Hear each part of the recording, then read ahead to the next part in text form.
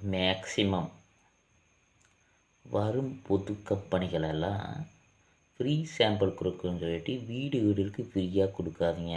Home care product எல்லாம் வீட்டு உபயோகப் பொருட்கள், க்ளீனிங் பொருட்கள் நல்லதாக இருக்குமா நல்லதாக இருக்காதா அப்படின்ட்டு அவங்க க்ளீன் பண்ணி பார்த்துட்டு ரிசல்ட்டு அவங்ககிட்ட வந்த கடைசியில் போய் சேல்ஸ் பண்ணுறதுக்கு பிளான் பண்ணாதீங்க.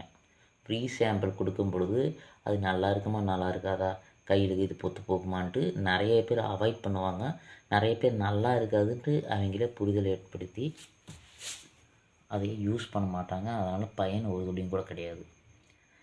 நீங்கள் வாங்கக்கூடிய அசல் ரேட்டுக்கு அந்த பீஸை ஒரு மார்க்கெட்டிங் பர்சனை வச்சு நல்லா எக்ஸ்பிளைன் பண்ணி வியாபாரம் பண்ண சொல்லுங்கள். உங்கள் கம்பெனி வளரும்.